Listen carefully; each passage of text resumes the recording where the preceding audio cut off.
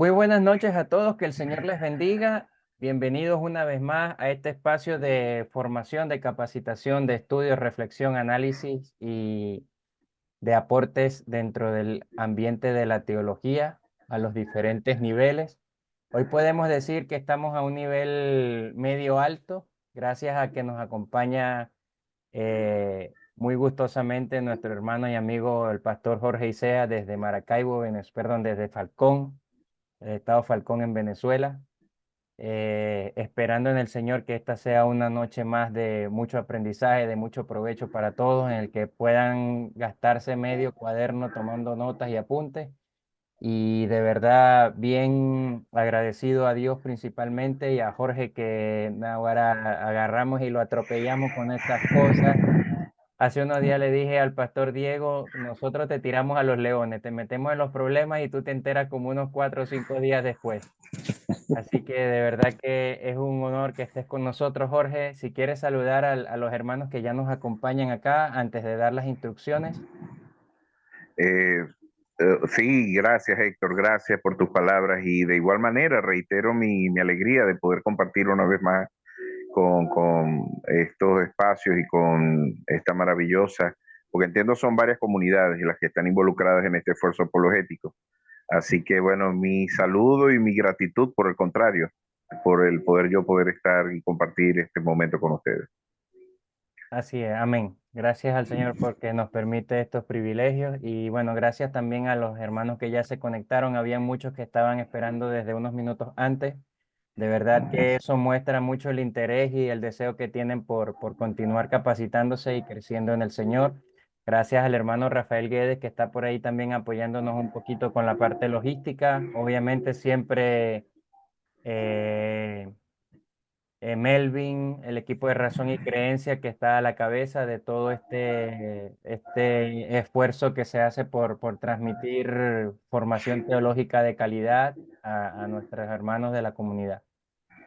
Entonces, bueno, vamos para dar inicio, vamos a leer un poquito, esto ya varios lo conocen, pero solamente para que quede acá el registro y para que no se nos olvide. El apóstol Pedro decía, aunque ustedes sepan estas cosas, yo no dejaré de recordárselas. Igualmente para nosotros acá sabemos ya cuáles son las normas de la comunidad y sobre todo para intentar de que la producción de este material sea lo más amena posible, de manera que está quedando grabada y luego va a ser consumida por otras personas y pueda tener la mejor calidad y la mejor capacidad de atraer y de mantener a las personas. Entonces, como ya saben, siempre mantenemos los micrófonos silenciados, pero en el caso de que alguno se escape de la configuración, por favor, hagan lo posible de mantenerlos en silencio. Tengan sus Biblias a la mano y, por supuesto, también lápiz y papel para tomar notas.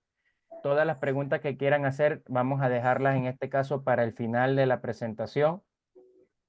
Al final se va a ceder ese espacio para que puedan hacer las preguntas en orden de que aparezcan levantando las manos acá en la pantalla, en la configuración que nos presenta el Zoom. Y ahí nosotros les activaremos el micrófono. Y finalmente, solamente por un asunto de tiempo, que nos enfoquemos a que las preguntas, en la medida de lo posible, sean preguntas concisas, precisas y referidas al tema. Sabemos que muchas veces los temas teológicos se permiten ir un poquito hacia los lados, hacia los extremos, pero hagamos el mejor esfuerzo para que las preguntas sean específicamente en torno al tema que se va a estar tratando. Entonces, habiéndoles dicho eso, una vez más les agradezco. A los que van a ver por YouTube y por alguna otra plataforma, les invitamos a que se suscriban a los canales de Razón y Creencia, a los canales de Oído Activo, que estamos trabajando para ustedes, estamos produciendo material para que ustedes puedan tener acceso a diferentes formaciones de alto nivel.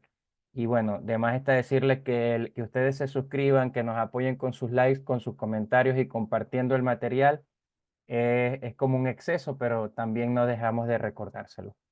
Entonces, para dar inicio, yo voy a activarle acá el micrófono al hermano Jorge y cuando tú me digas, Jorge, comenzamos la proyección de las diapositivas. Adelante. Bien, no, de inmediato, ya podemos ya ubicarnos allí. Como ya les había reiterado, es un honor y un placer poder compartir este espacio con ustedes.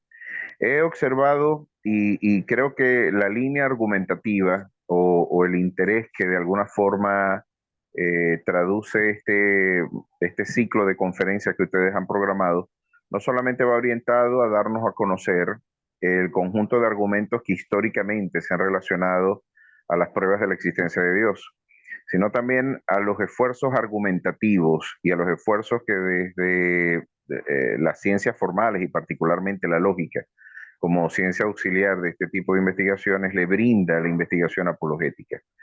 Creo que están trabajando no solamente con ese concepto, y creo que no estoy equivocado, ¿verdad, Héctor?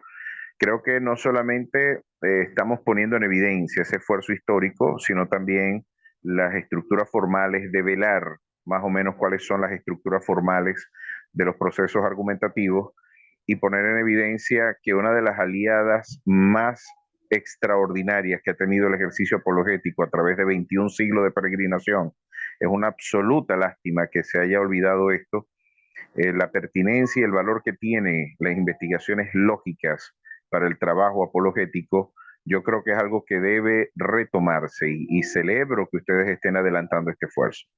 Así que bueno, vamos a empezar y creo que de inicio este argumento antropológico, poniéndonos en el contexto de toda esta hilvanación de ideas que ustedes vienen exponiendo, hemos visto que hay un conjunto clásico de argumentos para las pruebas de la existencia de Dios. Y esto particularmente es interesante cuando uno estudia la historia de la filosofía. Puede ver que muchos de los argumentos que han servido para las pruebas de la existencia de Dios, particularmente las 5 vías de Tomás de Aquino, una formidable y extraordinario esfuerzo de sistematización filosófica y teológica, ya podíamos encontrar todas sus motivaciones y gran parte de la articulación de estos argumentos tanto en Platón como en Aristóteles.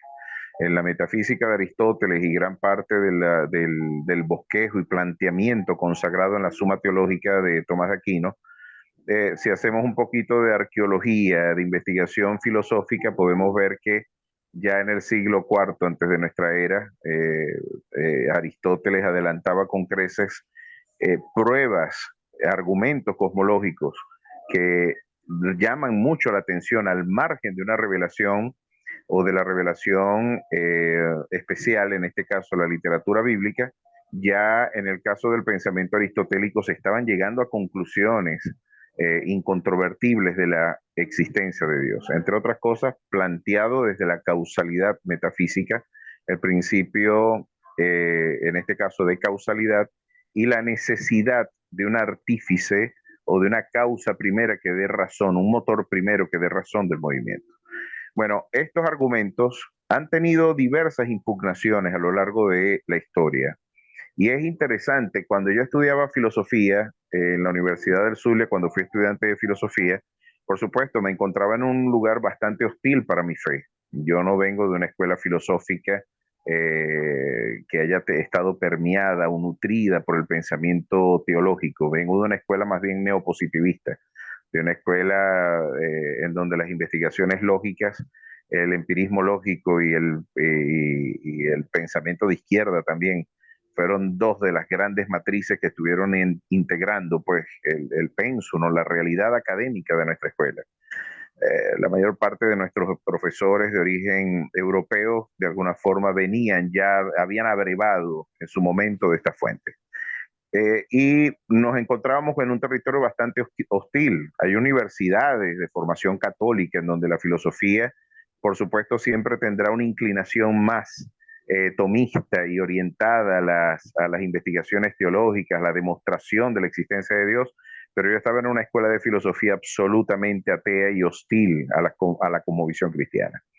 Lo cierto es que el pensamiento, y recuerdo algunas de las conversaciones que sostenía con mis profesores de filosofía del lenguaje, filosofía de la ciencia, y decían que las pruebas de la existencia de Dios, el argumento que ellos esgrimían, es que esas pruebas solamente sirven para la gente que ya tiene fe.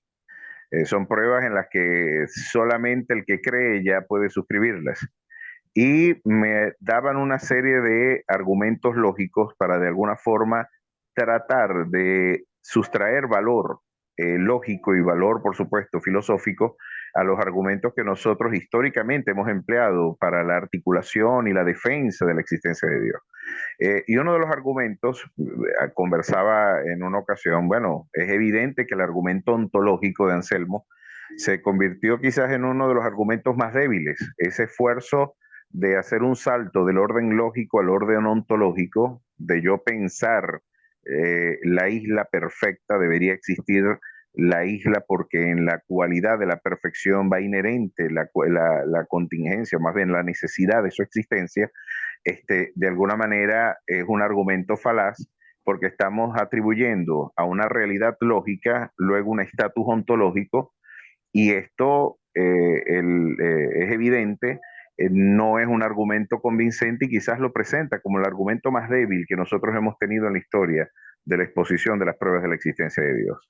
Lo cierto es que hablando de este tema, ella me decía, pero es que precisamente el argumento cosmológico también incurre en esa suerte de salto del orden lógico al orden ontológico, porque están de alguna manera ustedes presuponiendo que la existencia de una causalidad metafísica es una necesidad, de una causalidad lógica es una necesidad metafísica, y no hay tal cosa como una certeza de que la causalidad sea un apotegma fundamental, un axioma fundamental de la experiencia del conocimiento humano. Esto es después de las críticas que hace David Hume al principio de causalidad. Y David Hume, de alguna manera, como nos lo diría Bertrand Russell en su libro El conocimiento humano e historia de la filosofía occidental, nos dirían que de alguna manera, después de David Hume, el pensamiento filosófico no ha podido responder a gran parte de las aporias y de las imposibilidades que el pensamiento, la epistemología occidental ha tenido para responder al escepticismo humniano. Ese escepticismo que Kant luego diría vendría a ser el fundamento, lo despertó del sueño de su dogmatismo. Lo cierto es que las pruebas de la existencia de Dios se han convertido, por supuesto, en un problema apologético en algunos espacios.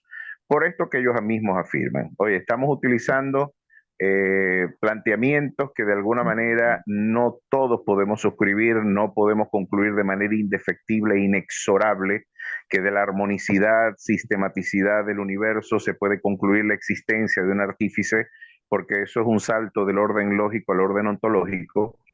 Pero el argumento que vamos a plantear hoy, de alguna manera, se ha convertido en una poderosísima herramienta para brindar una respuesta a esta contingencia epistémica, filosófica y formal. Creo yo que la genialidad de Pascal de alguna manera adelantó con creces a muchas, no solamente de las investigaciones del pensamiento filosófico del siglo XX, podríamos decir que con Blas Pascal estamos y su modelo antropológico estamos anticipando gran parte de las intuiciones y de las ideas consagradas en el mundo, en el pensamiento existencialista de posguerra. Ya Soren Kierkegaard y el mismo Friedrich Nietzsche habían afirmado pues la ascendencia y eh, el aporte que había brindado a su pensamiento Pascal, pero sí, quizás el valor apologético que vamos a estudiar el día de hoy es cómo nos enseñó a plantearnos esta suerte de reducción al absurdo en la cual de nosotros no afirmar la cosmovisión cristiana, ¿cuáles son las alternativas racionales que quedan para la experiencia de la racionalidad occidental al margen de las premisas protocolarias y de esos apotegmas fundamentales de la cosmovisión cristiana, de no estar presente y articularse estos valores y estas premisas fundamentales del pensamiento? ¿Cuáles serían las alternativas con las que se quedaría el pensamiento? Yo creo que este argumento de la abducción, que luego veremos más adelante en el planteamiento de su argumento antropológico, va a dar un valor poderosísimo de respuesta a las posibles impugnaciones de las que yo les hablaba en la introducción de mi exposición. Bueno, vamos a hablar de esto. Y el argumento antropológico de Pascal, podemos comenzar diciendo, si seguimos la siguiente página, Héctor, podemos comenzar diciendo de que el planteamiento inicialmente surge como una respuesta frente a una extraordinaria paradoja y una complejidad formidable al entendimiento humano. El hombre es una entidad suspendida entre la nada y el ser. Y en la siguiente lámina yo presento una imagen de un centauro y hemos dicho, quizás tomando prestado una imagen de Alfonso Ropero en su libro Filosofía y Cristianismo, hablaba de esta realidad desde una perspectiva muy pascaliana. Nos hablaba de que el hombre realmente es un centauro ontológico, una realidad suspendida entre la nada y el ser, un ser divino y terrenal, un ser sublime y al mismo tiempo bizarro en muchos aspectos, un sujeto que puede encumbrarse y puede tener grandes conquistas culturales, sociales, políticas, grandes gestos de altruismo, y podemos tener también la experiencia de un Auschwitz o de una experiencia de exterminio, genocida, como la que observamos en distintos lugares del mundo, en la Segunda Guerra Mundial, en Ruanda y en tantos lugares en donde lo peor de la naturaleza humana ha tomado expresión. Y vemos que esa entidad tan compleja, tan paradójica, ese agregado de contradicciones que podemos ver en la naturaleza humana, nos brinda de alguna forma un interesante problema para el pensamiento. ¿Cómo interpretar la naturaleza humana? ¿Cómo poder interpretar esta realidad, este centauro ontológico, que si lo vemos y tratamos de sistematizar o de aprender a plenitud la complejidad de su naturaleza, nos encontraremos en dos tesis de irreductible desencuentro? Vamos a ver en la siguiente imagen quizás parte de este planteamiento. En la siguiente imagen, Héctor, podemos ver aquí curiosamente dos propuestas que en la antropología occidental han estado en permanente pugna: el pesimismo antropológico, que podemos tener como representantes a Montaigne y en este caso a Maquiavelo, dos pensadores que claramente en el caso de Maquiavelo tenemos en la evidencia en su libro El Príncipe de Maquiavelo y Discursos a Tito Livio, podemos ver una perspectiva muy realista, para no llamarla pesimista, realista o pesimista, igual que en Thomas Hobbes en su libro Leviatán, en esa legitimación que hace del Estado absolutista y monárquico.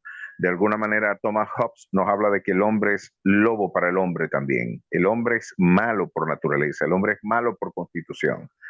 Y Gloria a Dios. de alguna manera, esta perspectiva, si ustedes la observan, parece que armoniza perfectamente con la descripción del capítulo 3 del libro de Romanos. No hay justo ni aun uno. Por cuanto todos pecaron, todos están destituidos de la gloria de Dios. No hay justo ni aun uno, todos se desviaron. No hay ni siquiera uno, dice la Escritura, que haga el bien. Y este cuantificador universal, bastante pesimista, en el que toda la humanidad está comprendida en esta empresa de abierta rebelión para con la voluntad divina, parece estar respaldada por este pesimismo antropológico. Una visión que de alguna manera recoge de manera muy realista y tangible y evidente, diríamos nosotros, porque es evidente el carácter lesivo de la conducta humana, de cómo el hombre ha sido realmente un lobo para su prójimo, y no realmente la respuesta de Caín sigue vigente en gran parte de nuestras experiencias políticas y militares. ¿Soy yo acaso guarda de mi hermano? ¿Soy yo acaso de alguna manera responsable por la integridad de mi hermano? De alguna manera, el pesimismo antropológico consagrado en El Príncipe de Maquiavelo, en Montaigne y en El Leviatán de Thomas Hobbes nos dejan bastante claro que esta escuela ha tenido profundos exponentes y vehementes y persuadidos exponentes de esta concepción antropológica. Por otra parte, nos conseguimos con el optimismo antropológico propio de Rousseau y de Epicteto. En el Emilio y gran parte de los pensamientos ilustrados, en el caso de Rousseau, nos encontrábamos con el noble salvaje, aquel sujeto que era benigno por naturaleza y que solamente la cultura y la interacción social podía de alguna manera ir en desmérito de su virtud, ya de su condición pristina, de su condición originaria y auténtica, es una condición de bondad. Esta visión lírica del hombre, de una bondad maravillosa de la condición humana, ha seducido y sedujo particularmente al mundo ilustrado, y a gran parte del pensamiento del siglo XIX también suscribió gran parte de esta visión. Lo cierto y lo interesante es que gran parte del pensamiento revolucionario latinoamericano, con Bolívar, O'Higgins, San Martín y la mayor parte del pensamiento revolucionario latinoamericano abrevó de estas fuentes, la bondad natural del hombre. El hombre es un ser divino que ha sido corrompido por un conjunto de fuerzas exógenas, sociales, culturales, pero por constitución metafísica y ética el hombre es bueno por naturaleza. Estas dos realidades, y alguien podría decir, chico, tenemos una comprensión, si seguimos la siguiente imagen, podríamos ver algo bien interesante, y es que nos encontramos en que cada uno de estos sistemas, cada sistema de pensamiento contiene una verdad negada por el otro. Y es que Pascal viene y nos advierte de que las dos realidades están condensadas, están ilustradas, están presentes en la naturaleza humana. La naturaleza humana no es tal cosa eh, como solamente terrenalidad, mundanalidad y perversión. Está presente la imagen del creador en la naturaleza humana.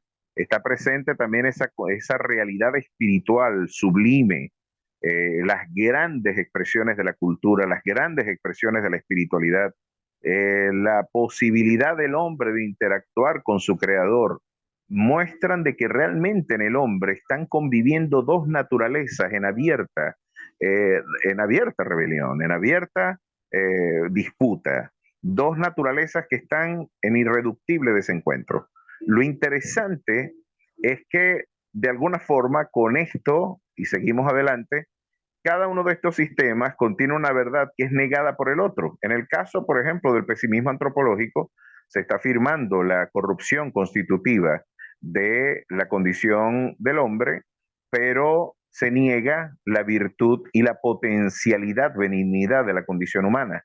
En el optimismo antropológico de Rousseau y de Epicteto podemos encontrarnos con una perspectiva lírica, benevolente, una perspectiva benigna de la condición humana, que también está presente en esa constitución del hombre por su origen divino, por llevar la impronta de su creador, corrompida, pero de alguna manera clara y taxativamente registrada en la revelación bíblica, de ese origen divino, que es el elemento constitutivo de la dignidad humana y es el elemento constitutivo también de los derechos inalienables de la condición humana. Pero esta tesis niega la radical corrupción en la que se encuentra tristemente la condición del hombre por el pecado. Lo cierto es que ninguno de estos dos puntos de vista, eh, tanto el optimismo antropológico como el pesimismo antropológico, da cuenta plenamente de la condición humana, tanto en su dimensión epistémica como en su dimensión ética. Lo cierto es que el hombre, y esta es una clara impugnación, me resulta muy interesante esta impugnación a la incapacidad epistémica del hombre por la articulación, racionalmente hablando, la racionalidad también es corrupta y es una afirmación de Pascal. Creo que esa es una de las grandes deficiencias del sistema atomista, esa presunta autonomía de la racionalidad que al margen de la dirección divina pueda adquirir de alguna manera conocimiento y dirección. El hombre natural está absolutamente, radicalmente desviado de la posibilidad del conocimiento de Dios. No solamente son pulsiones lógicas y racionales las que articulan nuestra percepción del mundo y la racionalidad constitutiva de la condición humana, sino que existen elementos pasionales y volitivos, también modificando nuestras interpretaciones o nuestras aproximaciones racionales a la realidad objetiva. Así que existen realidades que en su dimensión epistémica el hombre se ve lesionado también por esta constitutiva naturaleza pecaminosa, pero a pesar de ser pecaminosa, a pesar de su corrupción, ¿quién puede negar de los logros que en términos de aritmética, de geometría, de ciencia, esta misma racionalidad ha logrado consagrar? Y los grandes logros científicos y los grandes logros de los que él mismo formó parte, Pascal, él podía advertir de que esa es una razón que da testimonio de nuestro origen divino, pero es una racionalidad que es susceptible a la corrupción, que está lesionada constitutiva, metafísica, ontológicamente, por una realidad pecaminosa, un cáncer espiritual que de alguna manera incapacita al hombre desde una perspectiva epistémica, una comprensión integral y plenamente racional del universo y de su realidad metafísica, como en su dimensión ética. El hombre no puede ser bueno del todo y puede tener algunos destellos de filantropía, puede tener algunos destellos de bondad, de solidaridad, de fraternidad, pero luego son negados por conductas pasionales, por una racionalidad animal, terrenal y diabólica que viene en desmérito de esa misma dignidad constitutiva. Y de alguna manera, ninguno de los dos puntos de vista, ni la perspectiva de Rousseau y de Epicteto, ni la perspectiva de Maquiavelo, de Montaigne, ni de Thomas Hobbes podría de alguna manera darnos a plenitud una visión integral de este enorme drama antropológico, constitutivo, metafísico, ontológico de la condición del hombre.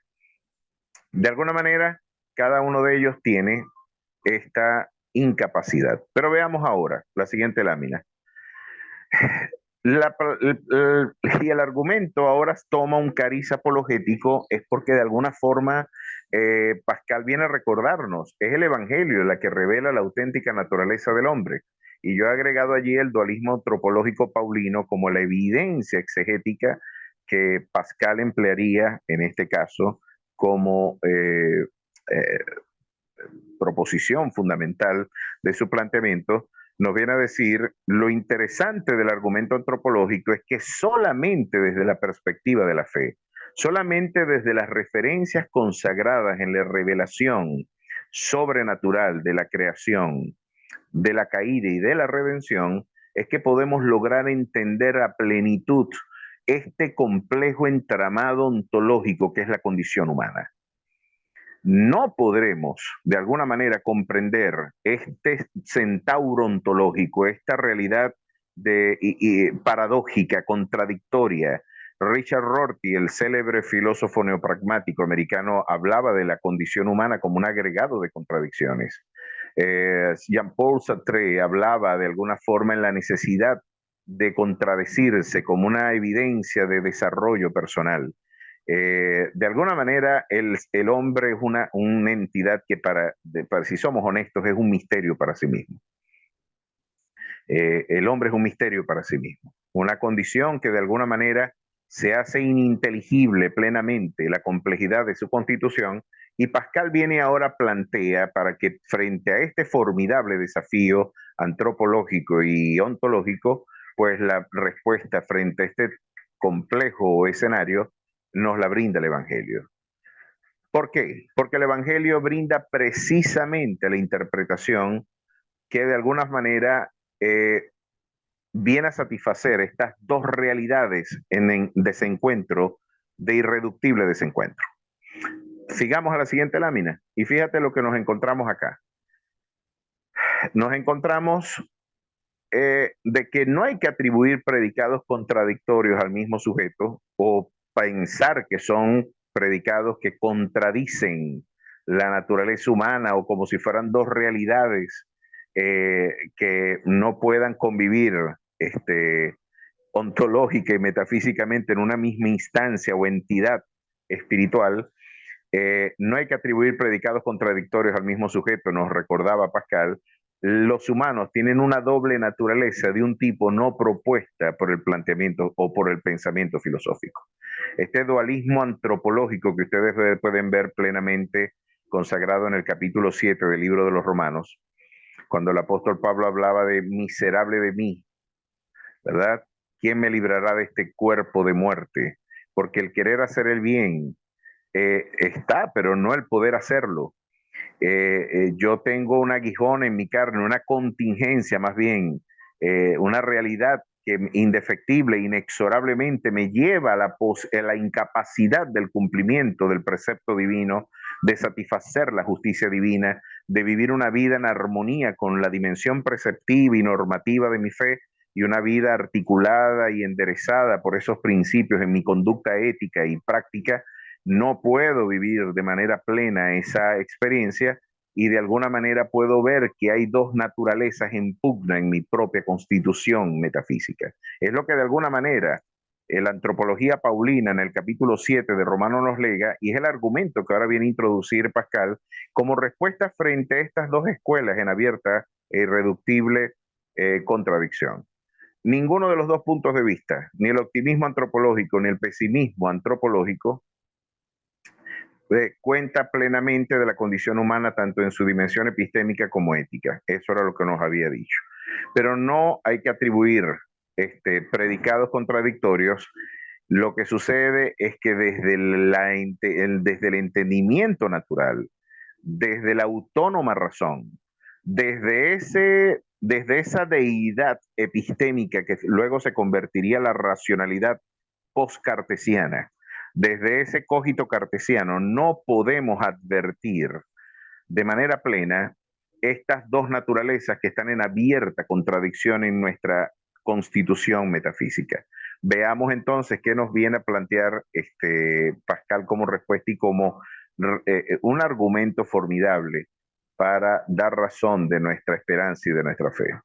La creación, la caída y la redención son la explicación de la situación desconcertante de la condición humana, es lo que viene a decirnos de alguna manera Pascal, y esta creación viene a darnos la idea de que el hombre es un ser terrenal y celestial, animal y divino, y que de alguna manera luego de esa caída experimentó, por supuesto, un distanciamiento cualitativo claro entre Dios y entre el creador y la criatura, y por supuesto la necesidad de la redención como un fenómeno de transformación de esa condición lesiva y constitutiva que le expropia a la condición pecaminosa de la condición humana.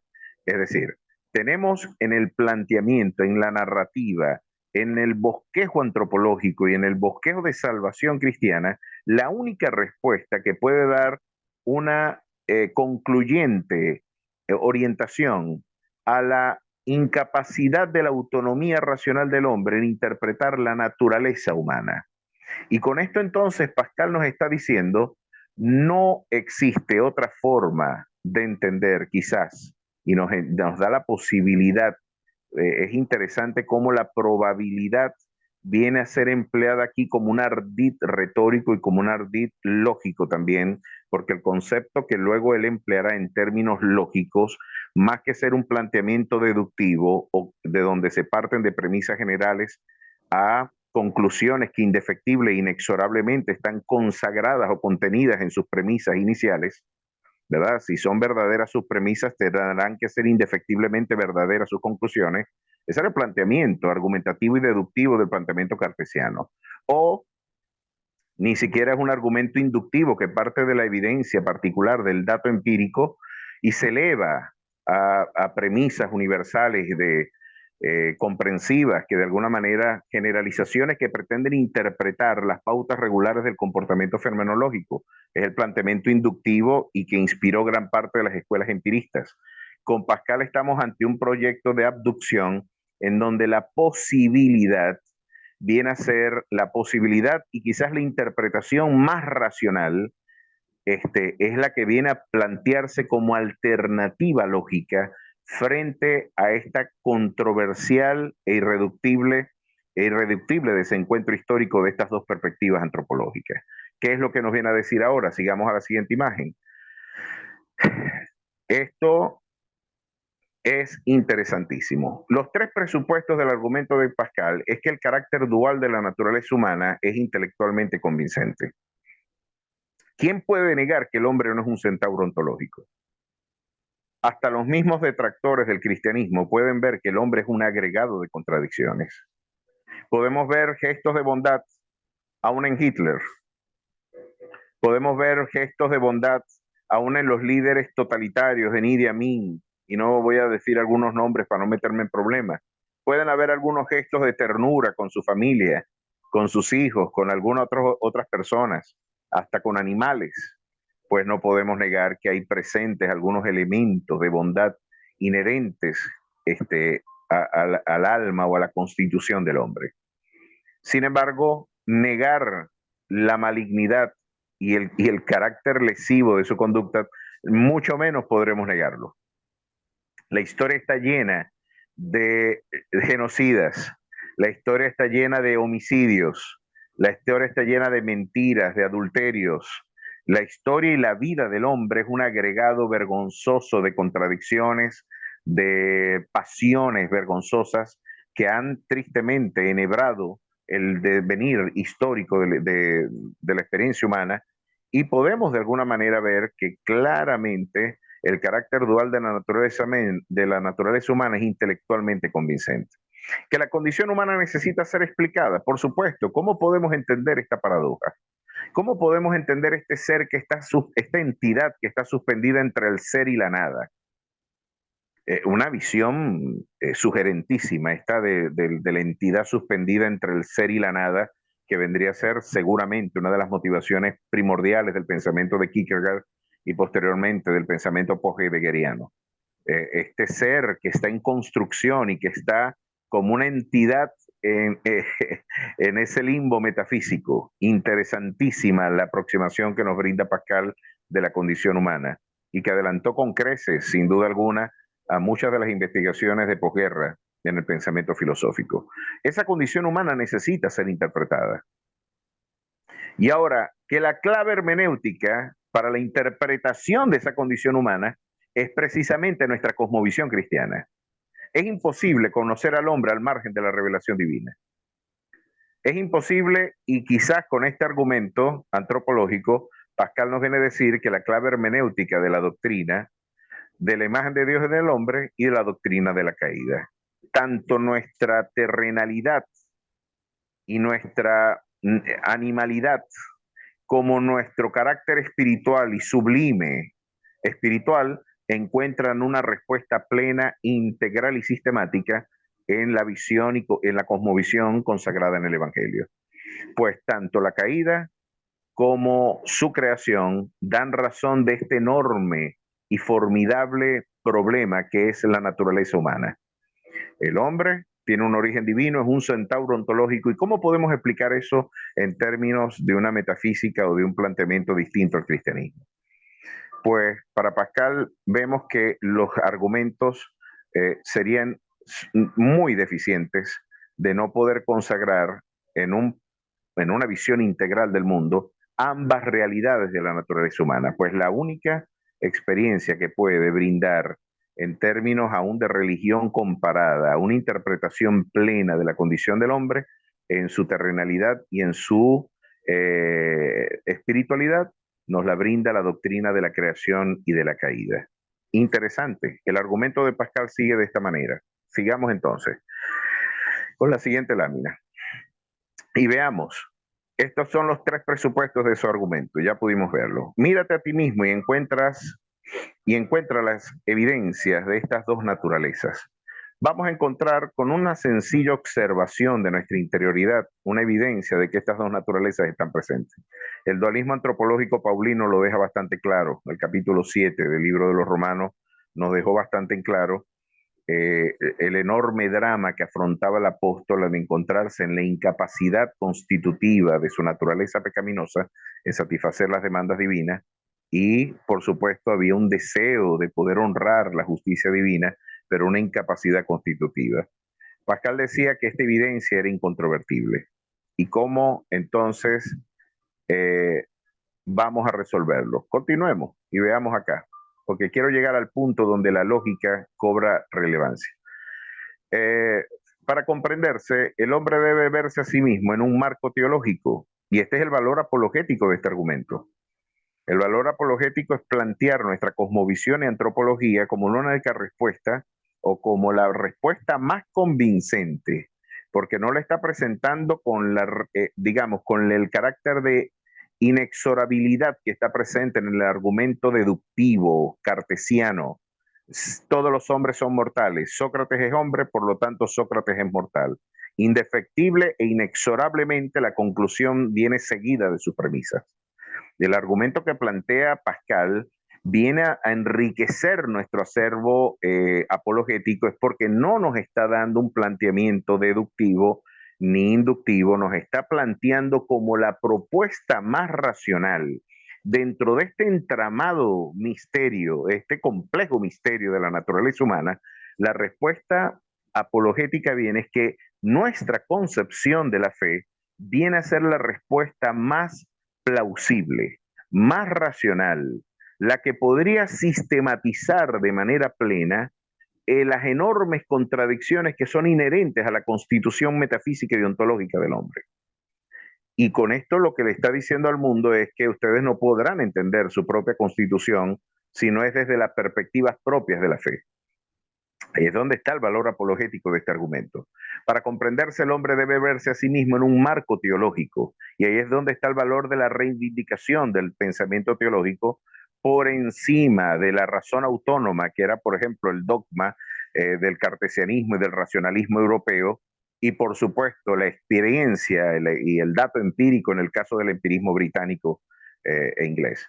Nos encontramos de alguna manera ante un interesantísimo esfuerzo de este francés, teólogo, filósofo, matemático y apologista, de dejarnos bastante en claro, y quizás está adelantando con creces, gran parte de los planteamientos de la apologética contemporánea, al nosotros también ofertar nuestra cosmovisión como la alternativa más racional y más plausible para la interpretación de este enorme maremándum de datos científico y de la evidencia del dato científico. ¿Quién puede articular de manera más sistemática?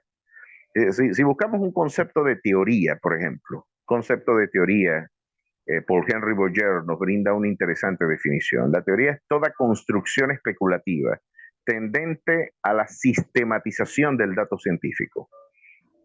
¿Qué nos está diciendo? La teoría es interesante que agrega un componente especulativo. Las teorías no son per se evidencias incontrovertibles, pero son las alternativas más racionales para la interpretación de un dato empírico. ¿Cómo yo puedo articular, sistematizar, interpretar? Hay una dimensión hermenéutica en el ejercicio de la teorización. Hay un ejercicio de interpretación, de valoración, de cómo puedo de alguna forma yo dar razón de la enorme complejidad de datos que están presentes en la evidencia empírica. Pues la teoría se esfuerza por construir de forma especulativa cuáles son las mejores formas de sistematizar ese dato empírico.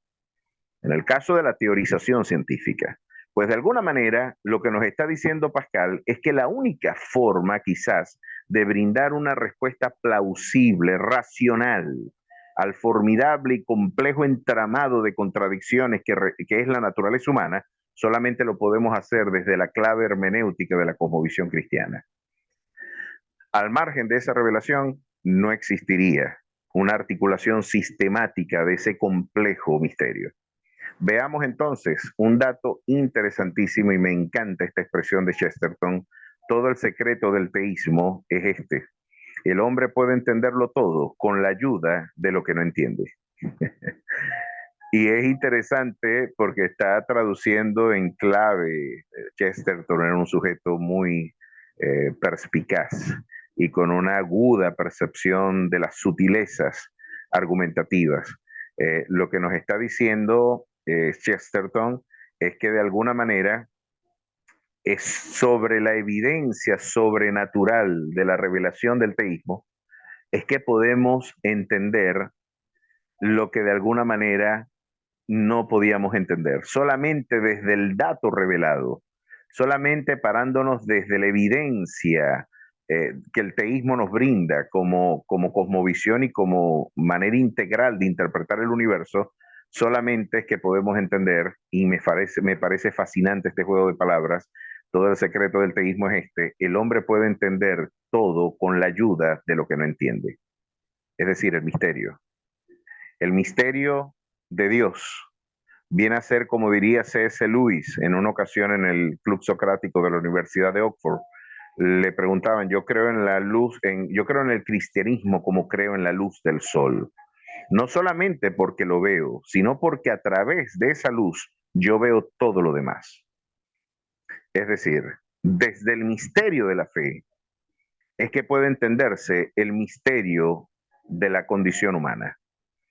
Y es desde la revelación sobrenatural, desde ese dato revelado, es que podemos de alguna forma brindar una aproximación e interpretación plena del misterio formidable que es ese centauro ontológico que es el hombre.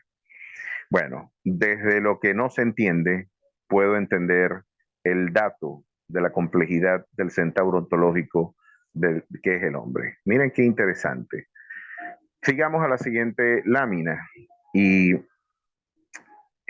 creo que esta es una paráfrasis de lo que acaba de decir Chesterton y creo que tiene un enorme valor epistémico para aquellos que les interesa lo que de alguna manera viene articulando en este caso Pascal. La única cosa creada que no podemos mirar es la única cosa creada cuya luz miramos todo. Como el sol al mediodía, el teísmo explica todo lo demás por el resplandor de su victoriosa invisibilidad victoriosa. No podemos ver el sol directamente porque quedamos ciegos, pero por la luz del sol podemos ver todo lo que está en nuestro entorno. No puedo mirar el sol directamente y puedo sufrir de alguna lesión en mi retina y puedo quedar absolutamente cegado, pero es por el resplandor de ese sol y por la luz que él emite que yo puedo entender todo lo demás. Pues de alguna manera, del mismo forma, la invisibilidad victoriosa de mi Dios viene a ser la clave y la cosmovisión cristiana, la que me permite ver e integrar de manera racional todo el entramado de la condición humana, no solamente en su complejidad metafísica y ontológica. Otro dato interesante es ver cómo Pascal está abrevando claramente de las paradojas y de las motivaciones que están presentes en el libro de Eclesiastés. Independientemente de nuestra perspectiva del mundo, el hombre nace y muere, ríe y llora, abraza y se abstiene de abrazar. Tiene tiempos de guerra y tiene tiempos de paz. Hay momentos en donde ahorra y momentos donde se dispersa todo lo que ahorró. Hay momentos donde tiene momentos de esplendor y como diría Mario Benedetti, ¿quién te dijo que yo todo el tiempo soy canción? Y que yo soy como cascada que desciende de las montañas, a veces soy como una vivaz cascada que desciende de los montes, pero a veces soy como laguna inerte llena de limo y de algas, serena en la confianza de que te mires al mirarme. El poeta nos recordaba de que la condición humana es paradójica, es una condición de contradicciones. Podemos ver esa abierta contradicción en la experiencia histórica, biográfico, existencial de la condición humana. Tenemos nacimientos y morimos, reímos y lloramos, abrazamos y nos abstenemos de abrazar. Tenemos momentos para hablar y momentos para callar, momentos de plenitud y momentos de escasez. Venezuela vivió momentos sauditas, la llamaban la Venezuela saudí, de la experiencia, de la bonanza, del bienestar social. Fuimos el horizonte de migración de muchos pueblos, sobre todo de posguerra. Venezuela se llenó de alemanes, españoles, portugueses, italianos, franceses. Yo me crié en un país multicultural porque fue un país que estuvo lleno y que recibió muchísima gente. Hoy vemos al mismo país disperso con más de 7 millones de personas y casi 8 millones de personas según los últimos datos demográficos dispersas por todo el mundo. Estas contradicciones parecen mentira que formaran parte de una misma realidad. La paradoja, la contradicción, es la clave, decía don Miguel de Unamuno, de hermenéutica, de la interpretación de la condición humana, la contradicción. Y él en su libro El sentimiento trágico de la vida decía, yo me quiero morir. No me quiero, no me da la gana de morirme, decía él en su libro del sentimiento trágico de la vida. No me da la gana de morirme, pero de igual manera se murió. A pesar de que nos aferramos a la temporalidad de manera indefectible e inexorable, el dolor, la muerte y la aflicción tocará la puerta de la condición del hombre. La vida es una tragedia y también una comedia. Hay alegrías y hay dolores, hay sonrisas y hay lágrimas. Podemos advertir cómo Pascal le está tomando el pulso a esa realidad biográfico-existencial de la condición humana y luego nos viene a dejar en su libro Pensamientos un acervo apologético formidable para brindar una respuesta muy contemporánea muy contemporánea a la condición del hombre. Es interesante esta aproximación pascaliana. Ahora, vemos, y es el presupuesto epistémico y metafísico de Pascal, de que solamente desde la luz del Evangelio se puede articular de manera sistemática este entramado de contradicciones y de paradojas. Para don Miguel de Unamuno, la categoría fundamental de su planteamiento antropológico y filosófico era la contradicción. Quizás para Soren Kierkegaard la categoría fundamental era la paradoja. Lo cierto es que sean paradojas o contradicciones, la condición humana necesita por constitución racional, necesitamos una visión integral, integradora, sistematizadora de nuestra condición. Y Pascal diría, y ahí es donde está el valor apologético de su argumento, solo desde los presupuestos de la creación, de la caída y de la redención, este dilema encuentra respuesta. Veamos a ver esto. El argumento abductivo es lo que ustedes pueden ver claramente en el planteamiento pascaliano. Este argumento deductivo, creo que ya ustedes han tenido alguna suerte de introducción a la lógica o introducción al pensamiento formal, me imagino yo. De alguna manera no está de más recordar que en los modelos de razonamiento, el argumento deductivo, yo creo que lo acabo, voy a reiterar lo que había afirmado, partimos de premisas generales y de lo general partimos a lo particular. Es el argumento, el modelo propio del silogismo aristotélico. Yo les había dicho, todos los hombres son mortales, Sócrates es hombre, por lo tanto Sócrates es mortal. La conclusión es inherente a sus dos premisas y es de manera incontrovertible. Si las dos premisas son verdaderas, la conclusión tiene que ser verdadera. El argumento de la inducción parte de lo particular a lo general y es el argumento en donde se elaboran generalizaciones que pretendan condensar, interpretar o más bien consagrar esos elementos de universalidad que están presentes en la evidencia particular. Karl Popper, en su lógica de la investigación científica, impugna este planteamiento y dice que la inducción no existe, que lo único que existe realmente es deducción. Eso es otro tema de filosofía del neopositivismo, de la segunda generación neopositivista del siglo XX. En la lógica de la investigación científica, Karl Popper dice de que nosotros estamos condenados a un conjunto de premisas protocolarias que de alguna manera ya sirven como antecedente para la interpretación aún del dato científico. Por lo tanto, siempre lo que hacemos es deducir, no inducir. Pero al margen de este debate, clásica e históricamente hemos interpretado que el modelo deductivo y el modelo inductivo son las dos formas de razonamientos presentes en la articulación del método científico. Pero el método abductivo, de alguna manera, si ustedes quieren entender e ilustrar lo que este método nos está planteando, Peirce, este lógico y filósofo, nos recuerda algo interesante. Lo explica de esta manera, abrevando, por supuesto, del pensamiento de Aristóteles. El hecho sorprendente se observa, ese es el dato. Pero si A fuera cierto, sería algo natural. Por lo tanto, hay razones para sospechar que A es verdadero. ¿Qué es lo que nos está diciendo este argumento? Si el hecho C, el hombre, es un hecho sorprendente, claro que es un hecho sorprendente, es un centauro ontológico, es una entidad en que están batallando dos naturalezas en una misma entidad, en un mismo desencuentro ontológico y metafísico. Pero por ese hecho sorprendente se observa, es un dato innegable, es una realidad empírica incontrovertible. La historia nos puede dar una descripción clara de esa batalla, de ese dualismo antropológico presente en la constitución del hombre. Pero si A fuera cierto, y en este caso A fuera cierto, si la fe cristiana fuera cierto, sería algo natural entender la complejidad del hecho sorprendente de C. Por lo tanto, hay razones para sospechar que A es verdadero. Las razones de sospecha, las razones de probabilidad son los que le dan a este argumento abductivo un término medio entre la inducción y la deducción.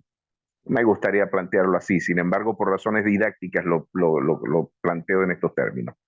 Sin embargo, lo que nos está diciendo es que estamos ante una forma de argumentar en donde la respuesta más plausible será la que se ofertará como alternativa de interpretación. Ahora, es interesante que observemos que el argumento abductivo, si no es verdad que el cristianismo es la respuesta integral a esa enorme paradoja y contradicción de la condición humana, ¿qué alternativas tendríamos para entender esas paradojas y contradicciones? De no ser verdad del cristianismo, ¿cómo podemos entender la complejidad antropológica constitutiva de la naturaleza humana? Para Pascal no hay respuestas plausibles en otras alternativas y cosmovisiones. Lo que Pascal quiere dejarnos en claro es que no existen alternativas que brindan a dar una respuesta plenamente satisfactoria a la enorme complejidad constitutiva de la naturaleza humana. Pueden haber intentos, pueden haber hipótesis de lectura, diversas interpretaciones que pretendan sistematizar esa complejidad, pero la respuesta más racional nos la brinda sin duda alguna la interpretación y el planteamiento, el argumento de la creación, de la caída y de la redención como planteamiento y narrativa de interpretación de ese complejo fenómeno. Ahora, en la ausencia de admitir que la fe cristiana es la única forma de construir una interpretación auténtica, verdadera de la naturaleza humana, ¿cuál es el siguiente argumento que se podría emplear para la justificación de nuestra cosmovisión? Les voy a mostrar, y esta siguiente lámina es un texto consagrado en Primera de Corintios capítulo 15, verso 12 al 19. Héctor, si puedes pasarla, vamos a ver entonces este planteamiento que es una de las más poderosas herramientas que las lógicas nos enseñan para la argumentación y en este caso para la defensa de nuestras ideas. Es la reducción al absurdo. Nosotros, a mí me llama mucho la atención como estudiante de lógica, ver cómo el apóstol Pablo empleó ese modelo de razonamiento y ese planteamiento que nosotros en lógica simbólica elemental utilizamos en nuestro sistema deductivo. Introducimos una hipótesis del sistema negada, y cuando introducimos una hipótesis del sistema negada, vemos que colapsa el sistema y entramos en contradicciones inadmisibles. Si tú integras una hipótesis dentro del argumento y niegas la hipótesis constitutiva del argumento y entras en contradicción, has demostrado que no puedes negar de alguna manera esa hipótesis dentro del sistema. La reducción al absurdo es demostrar, si tú me das esta idea, cuáles serían las últimas conclusiones a las que arribaríamos de ser verdad lo que tú propones. Y miren cómo Pablo lo presenta aquí. Este argumento al absurdo, si ustedes pueden percibir y ya han estudiado un poquito de lógica, pueden seguir la línea argumentativa que Pablo está empleando. Nos está diciendo Pablo, pero si se predica de Cristo que resucitó de los muertos, esa es la predicación del Evangelio. Es lo que hemos ofertado como la mejor interpretación de la resurrección de Jesús, como la esperanza gloriosa y bienaventurada del Evangelio. La hemos planteado como la doctrina fundamental y piedra angular, la resurrección de nuestro Señor, como piedra angular de nuestra justificación y de nuestra redención. Si hemos predicado esto, ¿cómo dicen algunos de vosotros que no hay resurrección de los muertos? Parece que los corintios, como buenos griegos, negaban la idea de la resurrección. De hecho, si ustedes recuerdan al apóstol Pablo en el capítulo 17 de la epístola, en el libro de los Hechos, ven que Pablo, cuando fue llevado al Areópago de Atenas, en el Cerro de Marte, también conocido de esa forma, por cierto, dando uno de los discursos más sublimes de la historia del pensamiento universal, Pablo nos brinda en una cápsula la cosmovisión cristiana y deja algunas bombas de tiempo interesantísimas. Los planteamientos antropológicos de Pablo quedaron bastante claros al hablar en contraposición a la visión aristotélica. Pablo introduce la idea de que todos los hombres venimos de un mismo linaje, algo que vino a poner en crisis todo el planteamiento antropológico de la política de Aristóteles cuando se discriminaba entre los bárbaros y como sujetos que estaban disminuidos intelectualmente y por eso eran susceptibles de ser objeto de enajenación de su libertad política. Pablo dejó tanto en la epístola de Filemón como en ese discurso y luego en algunas afirmaciones de sus epístolas, las bombas de tiempo que permitirían al pensamiento abolicionista en el siglo XVIII y XIX adelantar esfuerzos de emancipación política y cultural. Pablo, la idea de la resurrección también la incorpora en ese discurso del Areópago de Atenas, y cuando llega a ese punto de la resurrección, los griegos no quisieron escucharlo más. Para los griegos la idea de la resurrección era inadmisible. Ellos podían creer en la reencarnación, pero no en la resurrección. Y de alguna manera parece que la comunidad de los corintios tenía alguna suerte de resistencia cultural y filosófica a la idea de la resurrección, y Pablo ahora viene a continuación a impugnar su argumento, introduciendo un modelo de argumentación conocido como reducción al absurdo, que es el que les acabo de exponer hace unos minutos. Miren cómo lo dicen. ¿Cómo dicen algunos de entre vosotros que no hay resurrección de los muertos? Y aquí viene, introduce la tesis. Porque si no hay resurrección de los muertos, miren cómo introdujo la negación de la hipótesis en el sistema. Él está diciendo, vamos a suponer que sea verdad, que sea mentira el tema de la resurrección. Vamos a hacerle caso a ustedes, pues.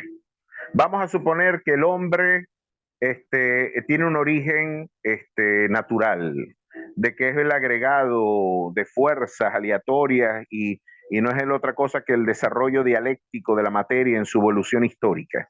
Vamos a suponer, diría algún teísta argumentando contra algún materialista, o en este caso Pablo diría, vamos a suponer que la idea de la resurrección no sea verdad. ¿Qué pasaría en el sistema, en el planteamiento de nuestra interpretación, si nosotros partimos del hecho de que la resurrección no es cierta? Bueno, si la resurrección no es una doctrina auténtica, miren lo que Pablo concluye, porque si no hay resurrección de los muertos, tampoco Cristo resucitó.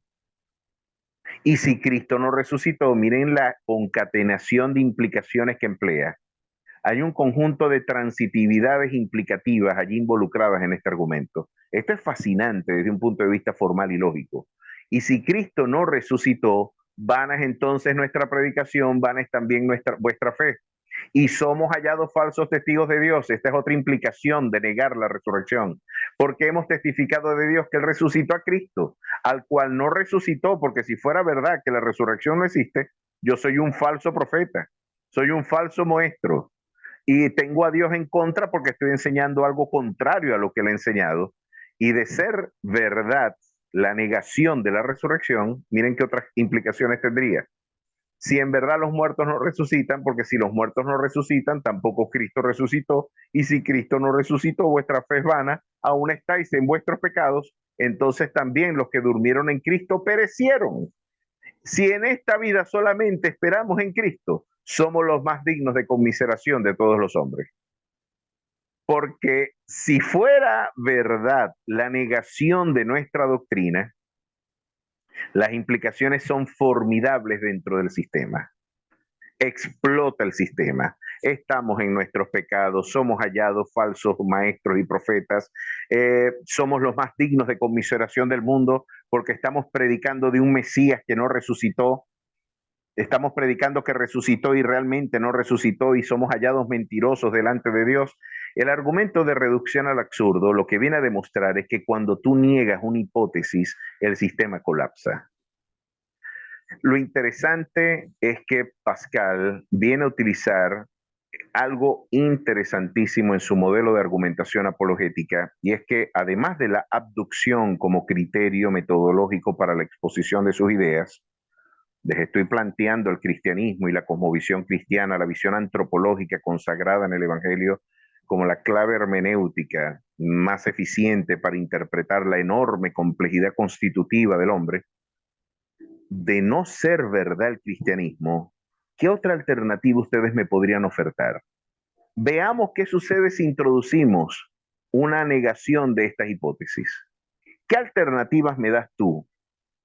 ¿Cuáles serían las implicaciones de negar la idea de la caída y de la resurrección?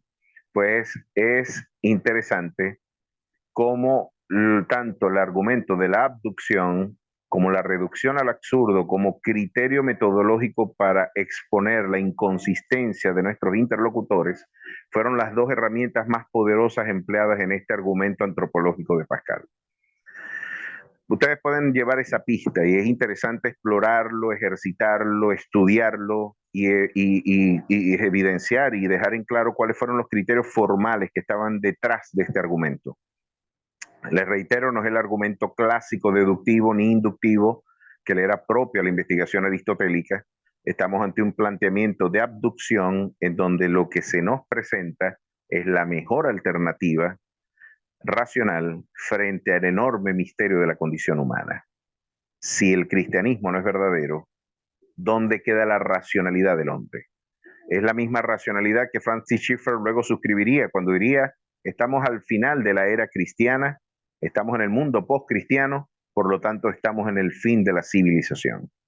Porque lo que hemos suscrito los apologistas cristianos, la intelectualidad y el pensamiento cristiano por 21 siglos de peregrinación, lo que han suscrito los grandes pensadores es que sin cristianismo no hay civilidad.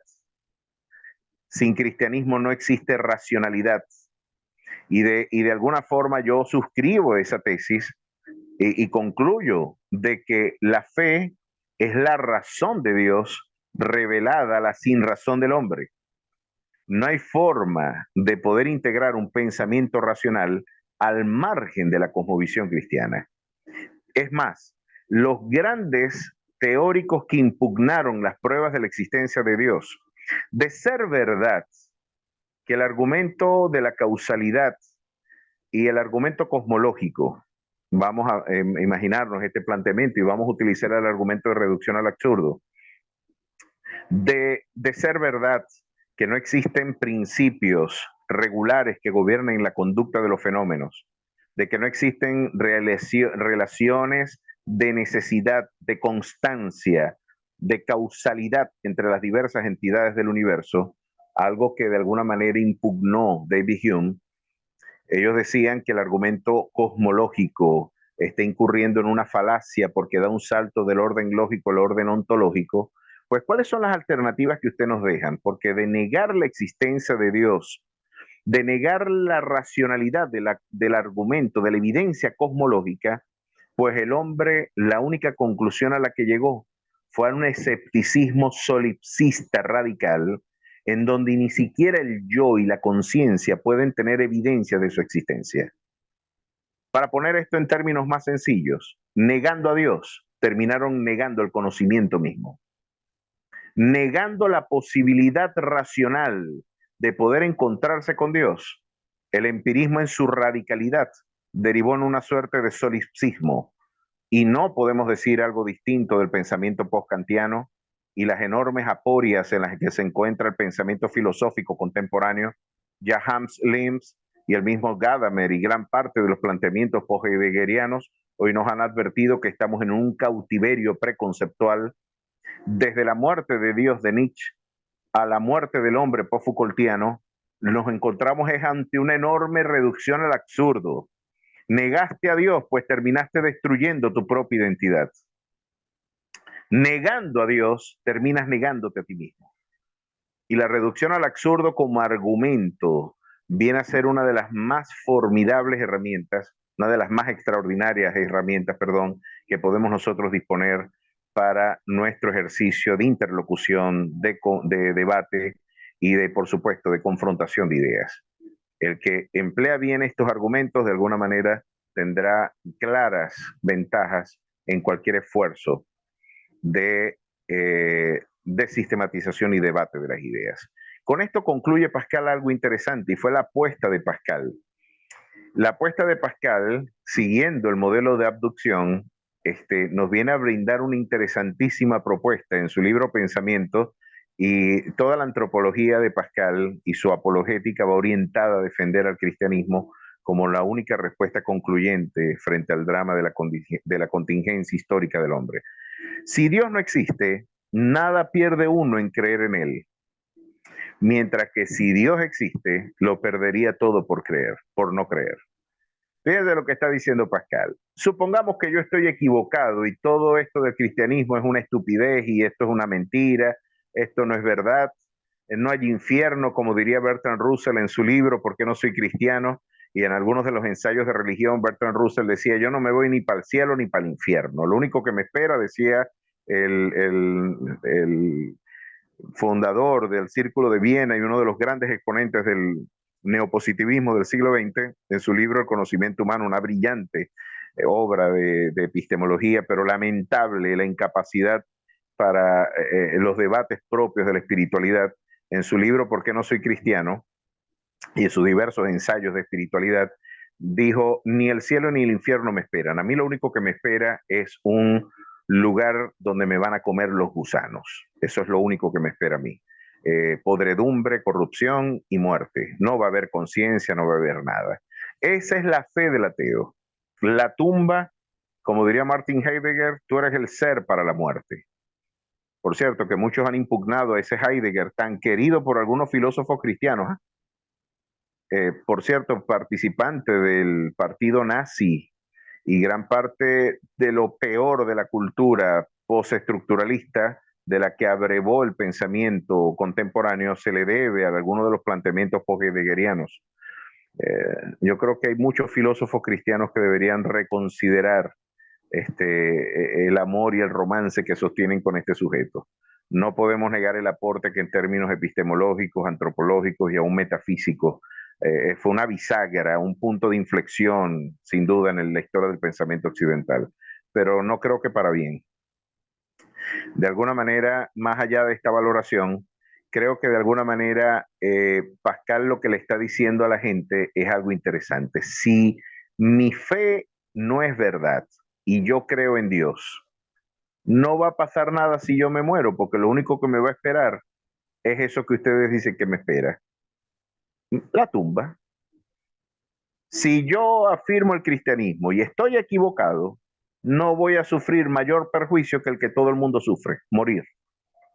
Pero si lo que yo predico es verdad, como lo creemos, es verdad, y yo muero y tú no mueres, sino que mueres en incredulidad, sí vas a tener formidables y enormes consecuencias. Por lo tanto, concluye en este caso Pascal, es mejor creer y es mucho más racional creer que ser un agnóstico, un escéptico, un ateo, porque si tú crees y estás equivocado, no sufrirás ningún perjuicio. Pero si aquel no cree y está equivocado, sí va a sufrir un enorme perjuicio. Así que es mucho más racional.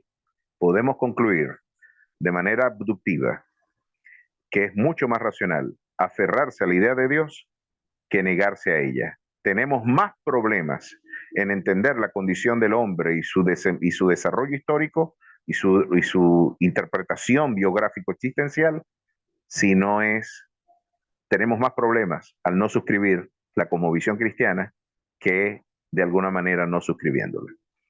Ahí dejó Blas Pascal el argumento antropológico, cómo desde la constitución paradójica y contradictoria del hombre podemos elevarnos a la necesidad de la revelación como punto arquimédico para la interpretación de la condición humana y como la única forma plausible y racional de darle un aporte de sistematicidad racional a la formidable complejidad de la constitución metafísica del hombre. Ese es a grandes rasgos, y disculpen lo atropellado de la exposición, a grandes rasgos el planteamiento antropológico de Pascal. Vamos entonces a abrir para sus intervenciones y para sus preguntas. Wow, esta serie se suponía que no eran, o sea, que iban a ser clases de un cierto nivel, pero más o menos de un alcance promedio, ¿verdad? Sí, ya hemos estado por el récord de que dicen, voy a tener que ver el video unas 30 veces más a ver si así logro agarrarle el ritmo. No sé cuántas veces vamos a ver esta grabación después para retomar todo el desarrollo que ha hecho el pastor Jorge acá, pero sinceramente siempre adaptado y consono con lo que hemos estado esperando, con lo que queríamos.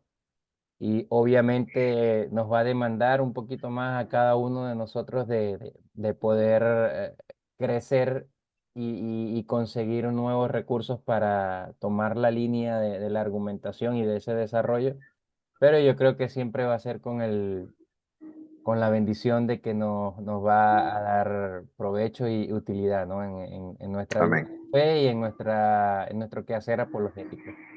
Así que muchas gracias al pastor Jorge. Y bueno, dejo abierto la sesión de preguntas. No sé, nadie ha levantado todavía la mano. No sé si tienen preguntas. Por el momento, bueno. Bueno, no les vaya a pasar. Yo siempre he hecho un chiste acá. Hay un pueblito de donde es mi familia, llamado Urumaco. Un pueblito humilde, humilde de la Falconzulia.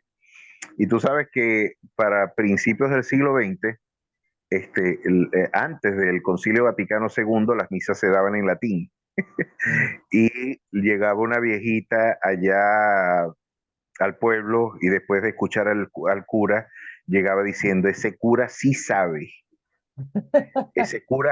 demasiado. Y le dijeron, ¿y qué dijo? No, es que no le entendí nada, por eso es que digo que sabe mucho.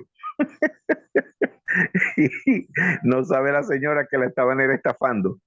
Ah, No quitar un latín mal hablado, todo machucado, pero lo cierto es que quizás alguno podría interpretar esto, quizás el que fue torpe en explicarse fui yo, y quizás es una incompetencia constitutiva que a veces la misma formación y las lecturas te dejan, pero estoy seguro que eh, pondré mi mayor ánimo para poder ilustrar o explicar mejor algunas de las cosas que no hayan quedado claras. Es no. un argumento, desde mi entender, bastante sencillo, bastante sencillo, y quizás uno de los menos empleados, pero yo considero que tiene una fortaleza interesantísima para la apologética contemporánea, sobre todo evaluado desde un punto de vista formal. Ujú. Estos planteamientos de abducción y de reducción al absurdo son cosas que debemos estudiar para ser buenos argumentadores y para no incurrir en las falacias y poder evidenciar las falacias de nuestros interlocutores también. Así es. Bueno, de verdad que esta fue para el grupo de argumentos que se están manejando. Bueno, antes de continuar, el hermano Freddy ya levantó la mano, ya te doy la palabra. Uh -huh. Fue propuesto por mí este argumento, ¿verdad? El argumento de antropológico Pascal. de Pascal, por dos razones. Número uno, me gusta mucho cómo lo desarrolla Douglas Groothuis en su libro Manual de Apologética Cristiana. Y como tú dices, aparte de que el argumento es en general de mucha sencillez, la forma como él plantea todo el libro en particular es bastante amigable, es un lenguaje bien bajo, Uh bien -huh. aceptado para nosotros. Y la otra razón por la que quise que lo trajéramos acá a esta serie es porque yo no sé si a alguien formalmente, además de Pascal, habrá utilizado este argumento, pero adicional a eso o abrazado con eso, me mueve el asunto de que si tú unificas o haces un caso acumulativo del argumento antropológico con el argumento moral, Uh eso -huh. es una bomba, pues, o sea, Sí, es un elemento súper poderoso para el tema de la apologética, ¿no? Sobre todo, cómo no, obviamente, cuando te refieres a campos ateos o agnósticos o a los claro. activistas, ¿no? Entonces, eso fue lo que a mí me gustó de ese argumento, así que por eso lo trajimos acá. Entonces, bueno, voy a darle la palabra acá al hermano Freddy, que tiene una pregunta. Sí, ¿qué tal? Buenas noches.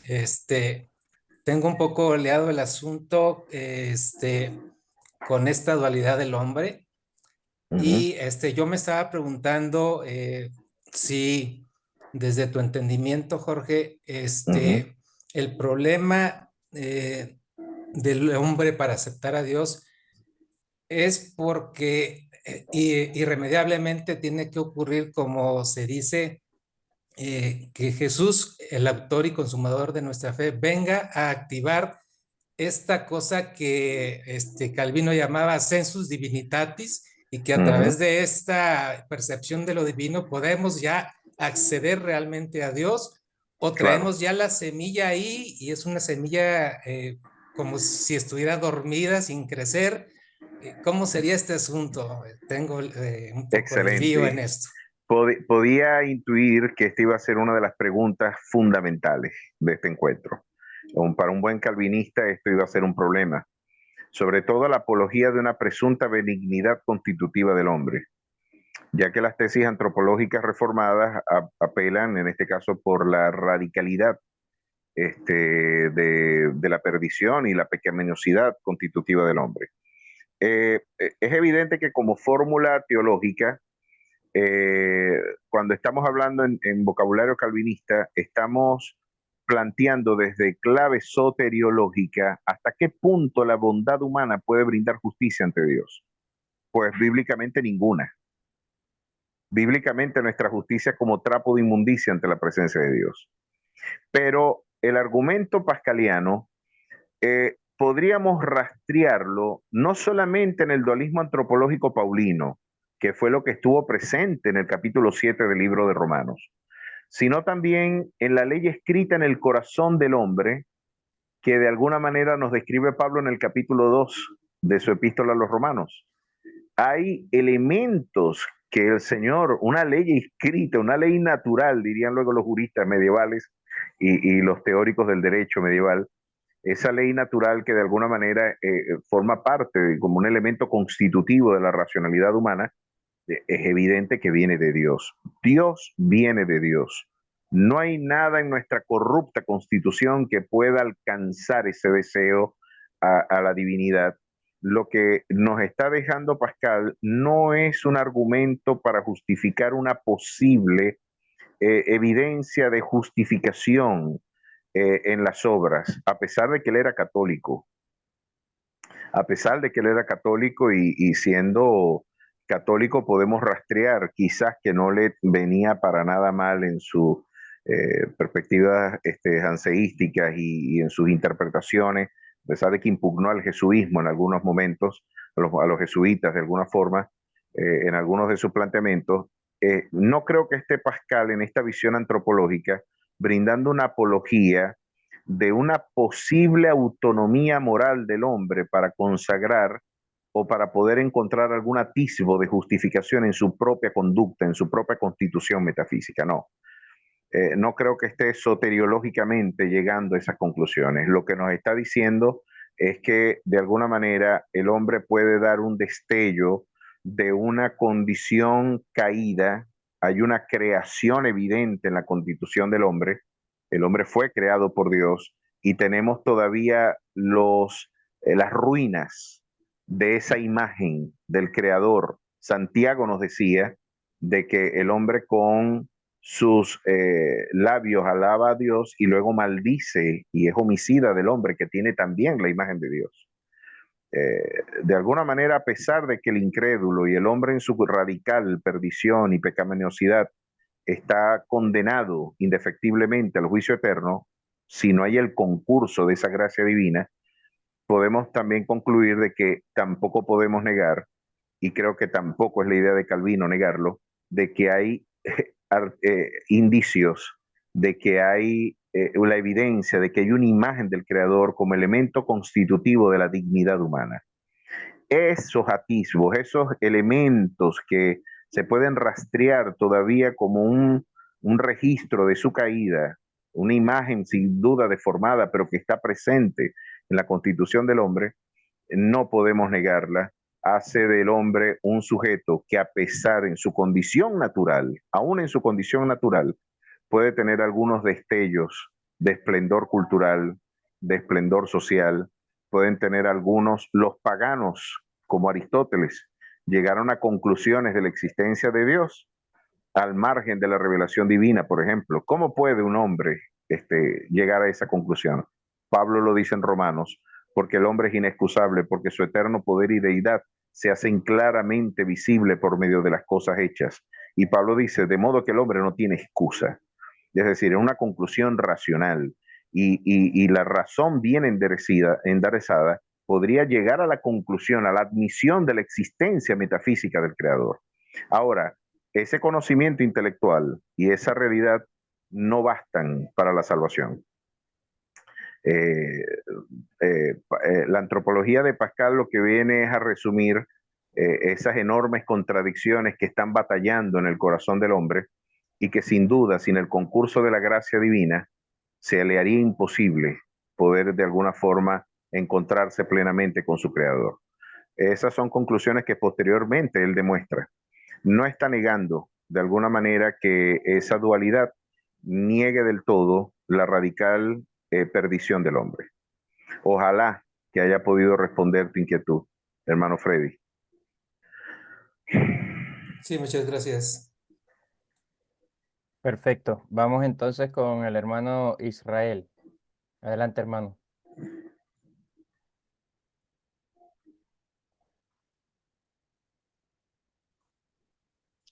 Buenas noches, ¿se me escucha? Sí, te escuchas bien. Ok, buenas noches, hermano. Saludos al Pastor Isea. Tengo una pregunta sobre que creo que está relacionada con Hermano, el tema. disculpa, no sé si tienes algún dispositivo Sí, sí, cercano un momento. que te está haciendo una interferencia por allí. Ok, déjeme. Ok, es un problema. No sé si mejor paso ahorita, trato de solucionarlo y que alguien más haga su pregunta. Vale, no hay problema. Vamos a ver acá. Dale, pues. A ver, ¿alguien más por acá que quiera hacer algún aporte, algún comentario?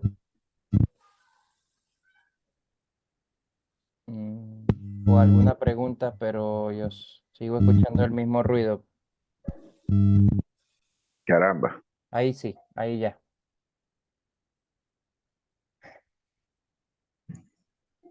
Ya puede el hermano Israel. Era Oh, ok, ok, ok, ok, ok. adelante, Qué hermano. bueno, qué bueno. Disculpa, era Sí, otra conexión. de acuerdo, de acuerdo. Em, Bueno, hermano Isa, hace poco estaba teniendo una conversación sobre, con un hermano en la fe sobre qué tanto podemos conocer de Dios o en qué medida podemos entender en profundidad cosas como su naturaleza y demás. Entonces, respecto a la epistemología que hemos estado conversando, yo creo que usted está exponiendo hoy, sobre, por ejemplo, recuerdo esta cita de C.S. Lewis, diciendo algo así como creo en el cristianismo, como creo en el sol, así.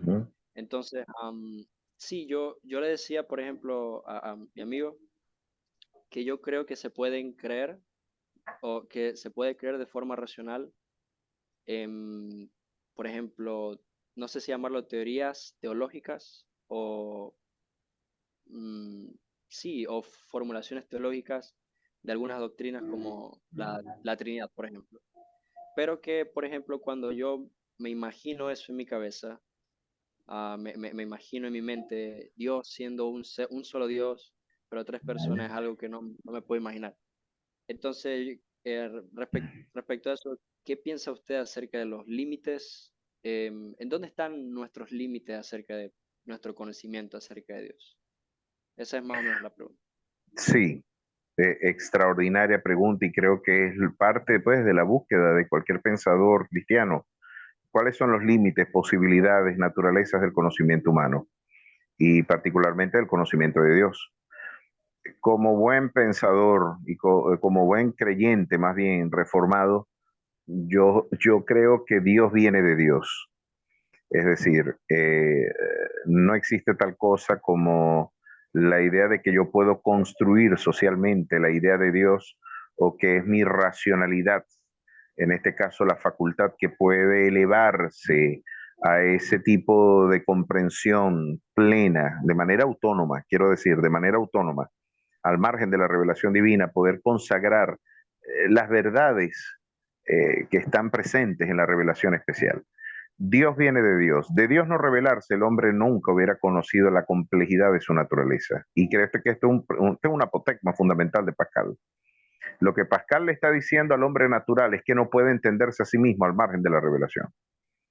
Y la revelación porque está hablando de la creación, caída y redención, como los tres puntos arquimédicos desde los cuales se debe interpretar la condición antropológica del hombre.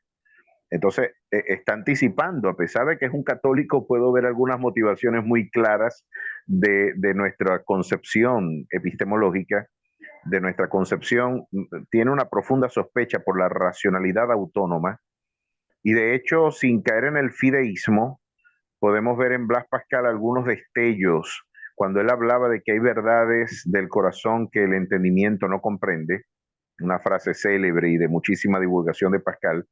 Podemos ver que existían aspectos de que las realidades que eran inapreciables o inaprensibles en la racionalidad en su dimensión autónoma. Es decir, una racionalidad que no necesite del concurso de la intervención divina para la comprensión del universo, de su complejidad y de su crisis. Lo cierto es que los límites de nuestro conocimiento, Pablo decía, escribiendo en 1 Corintios 13, de que en parte conocemos y en parte profetizamos, y que ahora vemos como por espejo oscuramente. Nuestro conocimiento, sin duda alguna, es precario. Lo que sí podemos saber es que tenemos la certeza de que la revelación divina traduce eh, esa dimensión y esa revelación nos impone los límites que cuando queremos referirnos a la idea de Dios, cuáles son los criterios metodológicos y epistemológicos a seguir para de alguna manera yo entender qué puedo hablar o no pensar de Dios. Pues esos límites me los pone la revelación. El apóstol Pablo escribía a los Corintios diciendo de que no debían pensar más allá de lo que está escrito.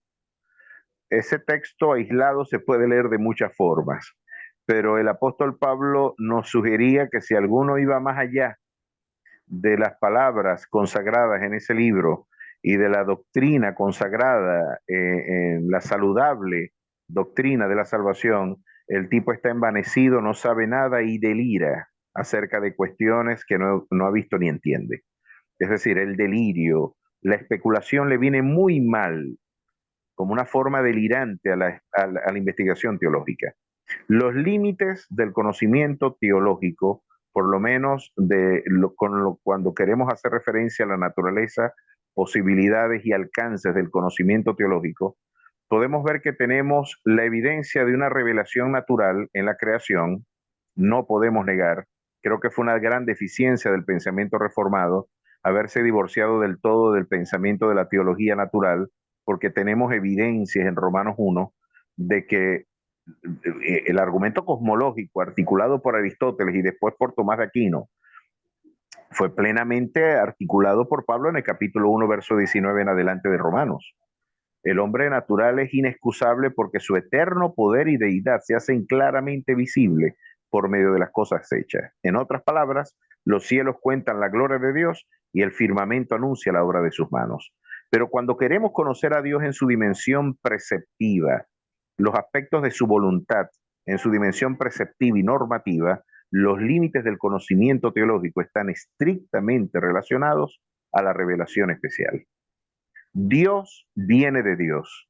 Si Dios no se revela, yo no podría nunca comprenderlo. Como diría C.S. Lewis, para nada ese Jesús de la Biblia puede ser una construcción social o una objetivación de mi conciencia, un correlato de mi conciencia. ¿Por qué? Porque para nada se parece a lo que yo hubiera podido imaginar. Un Dios que desafía, sin duda alguna, es un escándalo. Un Dios muriendo en una cruz.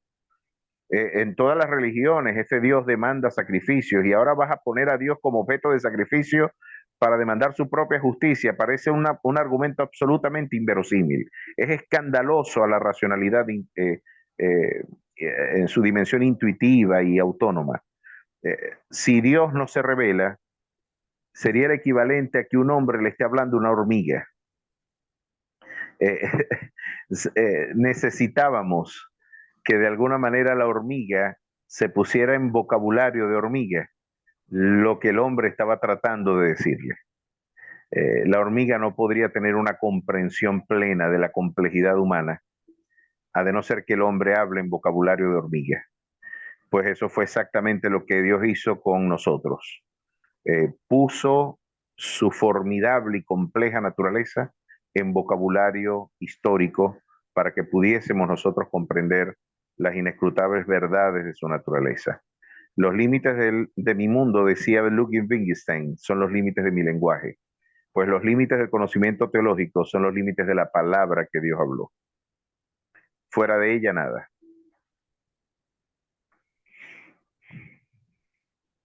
Excelente, pastor. Bueno, no sé si quedará alguna otra pregunta por ahí. No, me pareció ver al hermano Rafael o no sé si alguien más había levantado la mano. Adelante, Melvin. Gracias, mi hermano. Excelente exposición, profesor, como siempre. Mi hermano, en determinado momento, bueno, tengo dos preguntas. La primera es, nos, si usted ha leído toda esa biblioteca que tiene detrás, si ha leído cuántos libros tienen, porque, wow, me van los ojos Bueno, mirando. sí, bueno, No, esa es mi herramienta de trabajo y tengo, imagínate, yo estoy leyendo filosofía desde los 17 años y ya tengo uh, 49. Ya tengo mucho tiempo con razón, leyendo. mi Sí, hermano. son mis libros, sí, sí, son mis libros, claro. Excelente, mi hermano. Son mis herramientas de trabajo. No te puedo decir que no me he leído los 2000 libros que están allí. No, no, todavía no los he Uf. leído todos, pero sí gran parte de ellos, claro. Wow, mi hermano, excelente, lo felicito. Ahora bien, pastor, en determinado momento usted estuvo hablando de la dualidad, de la pecaminosidad intrínseca del hombre, de esa maldad a grados intensos que puede llegar el hombre y también pues a esa forma piadosa que también pues el hombre puede desarrollar. Ahora bien, mi hermano, que voy con todo esto, vamos a ver dentro del mundo de la filosofía cómo esto eh, se logra a entender, porque he escuchado bastante filósofos, unos que apoyan realmente que el hombre es meramente malo y Ujú, otros que apoyan que el hombre puede llegar a ser meramente bueno. Ahora bien, ujú, hay unos filósofos cristianos que sostienen esta postura que a continuación yo se la menciono y ujú. no sé si es cierto o es verdad o se podrá sostener porque personalmente me hace mucho ruido, creo que no, pero bueno, por eso quería escuchar sus puntos de vista. Ahora bien, estos filósofos cristianos sostienen que el hombre sin Cristo puede llegar a ser un Hitler, incluso hasta más posible, hasta lo peor, lo más feo, terrible que se puede imaginar una persona puede llegar a ser, tiene ese Así es. potencial. Ahora bien, cuando este hombre viene a Jesucristo y empieza a conocer a Dios, este hombre puede llegar a niveles tan grandes de ser una persona extremadamente buena, totalmente buena. Eso me suena muy, o sea, según la postura, los reformados, pues, usted sabe, ¿no?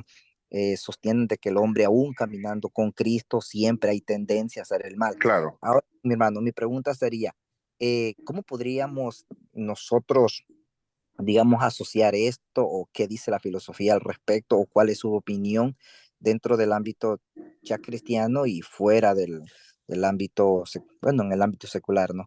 Espero mi hermano haya sido claro con la pregunta. Sí, Gracias. sí, sí, claro, te entiendo. Creo que fue Wesley en su teoría de la perfección cristiana que hablaba de la posibilidad de que algún creyente pudiese llegar a lograr ese nivel de perfección del carácter. Ha Mm. sido muy criticada esa tesis y de alguna manera se ha puesto en perspectiva esa doctrina del metodismo o particularmente de Wesley, de la teoría de la perfección cristiana, pero desde mi perspectiva antropológica, ese nivel de perfectibilidad solo lo lograremos cuando alcancemos la glorificación, la consumación plena de este proyecto redentor. Yo creo que mientras la criatura redimida, el creyente que ha sido redimido y lavado por la sangre del Cordero, sellado con su Santo Espíritu de gloria, no experimente la glorificación de sus cuerpos y la consumación plena de ese proyecto de redención, santificación y posterior glorificación, hasta que eso no se consume, batallaremos con la posible contingencia del error y la posibilidad y la contingencia del pecado. Ya Juan lo decía, hijitos, estas cosas os escribo para que no pequéis, pero si alguno de vosotros hubiere pecado, abogado tenemos para con el Padre Jesucristo el justo. Así que yo creo que al igual que el Kingdom Now se equivoca al pensar de que la bendición de la prosperidad y de ser millonarios es ahora, de que yo no puedo estar enfermo porque es ahora que yo tengo la herencia. El Kingdom Now ha olvidado que hay un programa escatológico que conseguir y que todavía espera por su consumación y que ese reino presente no es otra cosa que una negación, o más bien la anticipación de la era milenial, en la negación particularmente de que la iglesia espera todavía por su glorificación. Yo creo que mientras, te reitero, no experimentemos la glorificación, estaremos batallando con la contingencia del pecado y del error todavía. Nuestra esperanza es que esa glorificación y nuestra herencia incorruptible, pues, más temprano que tarde se consume en nuestras vidas y podamos tener una vida, así como decía Juan, el que cree en él puede andar como él anduvo, poder vivir de alguna manera una vida de plenitud espiritual, de consagración abierta y de inexpugnable, de inflexible, pues, perfección, lo lograremos, pero cuando seamos glorificados. Mientras tanto, el hombre es ese centauro. Tenemos una corrupción, miren, no importa que hagamos muchas cosas buenas, lo malo que hagamos ya nos contaminó del todo. Constitutivamente el hombre está perdido. Entre el capítulo 3 y el capítulo 7 de Romanos no hay contradicción. Hay explicitación y una perspectiva mucho más integral. Si vemos en términos de justicia la condición humana, estamos absolutamente perdidos, radicalmente perdidos. Pero si vemos nuestra ontológica constitución, no podemos negar que todavía hay destellos, atisbos, hay ruinas de una imagen de un creador, aún en la condición natural del hombre, que le ofrecen un elemento de dignidad. Hay una ley escrita en su corazón que por lo menos permite al hombre saber que está haciendo algo malo. Pues de alguna manera ese dualismo antropológico creo que Pascal lo supo recoger muy bien y nos dejó una clara evidencia de que la única forma de darle coherencia a ese entramado de contradicciones que es la condición humana es a través de la doctrina del Evangelio. Ese centauro logrará coherencia es solamente a través de la presencia del Espíritu Santo en sus corazones.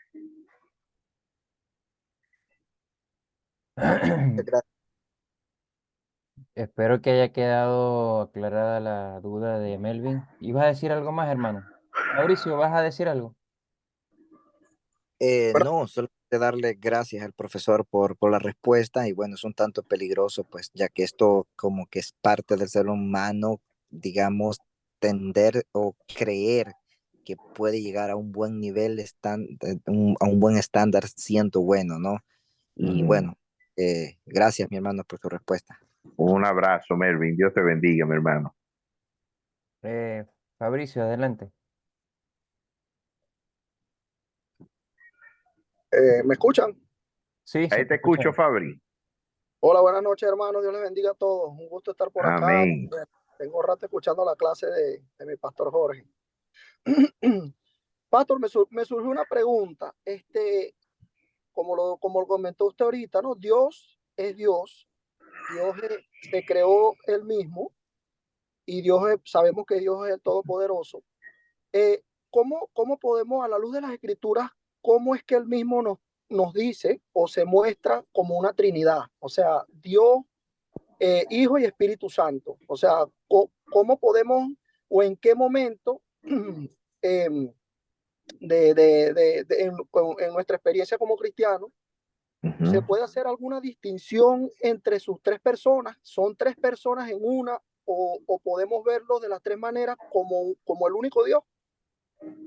Sí, bueno, ahí tenemos y volvemos una extraordinaria pregunta y una pregunta que seguramente todos nos hemos hecho. Ahora, Dios no se creó a sí mismo porque Dios no puede ser creado. ¿Qué significa esto? Creación es una palabra que hacía mucho ruido al pensamiento, a la metafísica occidental griega, porque la creación es el tránsito de la nada al ser. Ese tránsito de la nada al ser es imposible esté presente en la naturaleza divina. La posibilidad de esa transición del no ser al ser no pudo estar presente en la naturaleza divina y por lo tanto Dios no puede ser creado. En este caso Dios es eterno, Él es. y es lo más que nuestro frágil entendimiento en nuestra temporalidad puede discernir de su naturaleza. Es un carácter inmutable, el elemento constitutivo de su naturaleza, y por inmutable no puede estar presente la transición de la nada al ser. Eso por una parte. Pero por otra parte, estamos ante un misterio.